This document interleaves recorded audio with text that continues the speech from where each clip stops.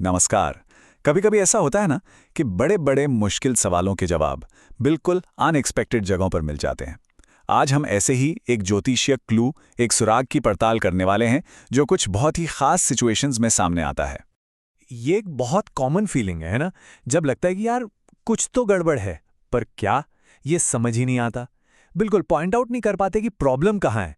बस ऐसा लगता है कि कोई कोई अनदेखी दीवार सामने खड़ी हो गई है। तो चलिए अब थोड़ा डीप डाइव करते हैं इसमें। सवाल यह है कि जब प्रॉब्लम ही क्लियर ना हो तो उसका जवाब कैसे मिलेगा। ज्योतिष में ना एक बहुत ही स्पेसिफिक ब्रांच है जो बस इसी चीज पर फोकस करती है। इसे कहते हैं प्रश्न कुंडली। अब इसका फंडा क्या है?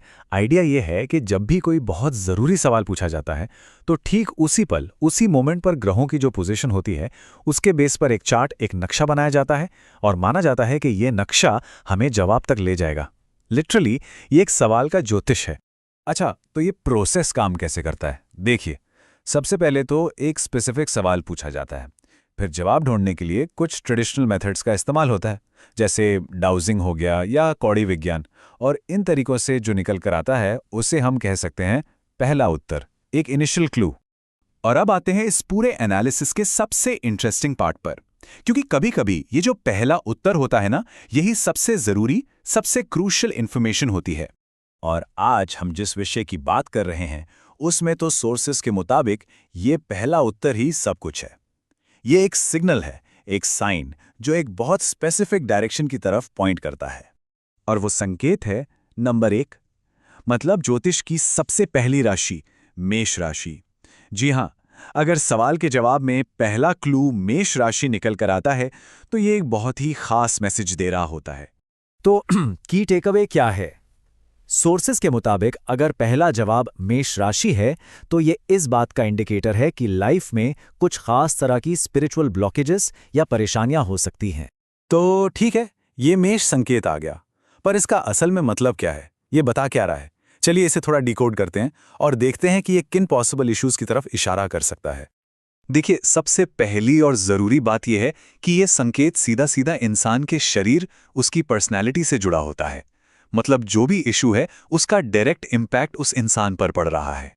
एक पॉसिबिलिटी हो सकती है गृह बाधा, मतलब प्रॉब्लम का सोर्स घर के अंदर ही कहीं है। हो सकता है कोई नेगेटिव एनर्जी हो या कोई वास्तु दोष। दूसरा इशारा हो सकता है देवी देवता दोष की तरफ। इसका मतलब ये भी हो सकता है कि पूजा पाठ में कहीं कोई चूक हो रही है या फिर कुलदेवता से रिलेटेड कोई इशू है।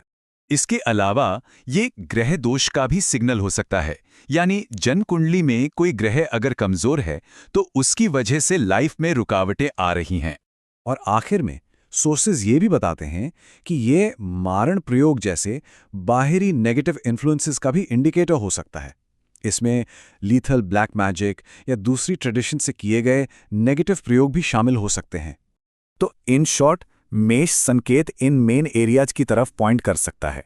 घर से जुड़ी कोई बाधा, देवी देवताओं से रिलेटेड कोई दोष, ग्रहों का दोष और मारण प्रयोग या दूसरे बाहरी मंत्रों जैसे नेगेटिव इन्फ्लुएंसेस। एक तरह से ये एक डायग्नोस्टिक टूल जैसा है।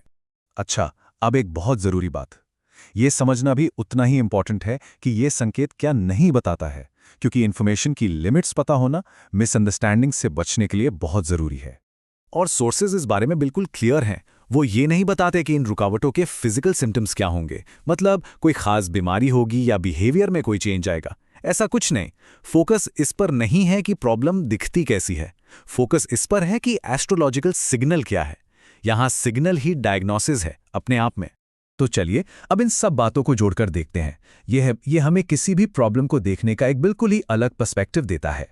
यहां पर जो सबसे इंपॉर्टेंट बात है वो यही है, इस सिस्टम में ज्योतिषीय राशि किसी प्रॉब्लम का सिम्टम नहीं है। नहीं, राशि ही अपने आप में पूरा का पूरा मैसेज है। और ये हमें एक सोचने वाली बात पे छोड़ जाता है कि क्या हो अगर किसी प्रॉब्लम को समझने की चाबी उसके बाहर दिखने वाले सिम्टम्स में हो ही ना, बल्कि उसके कोर सिग्नल में छिपी हो। सोचिएगा जरूर।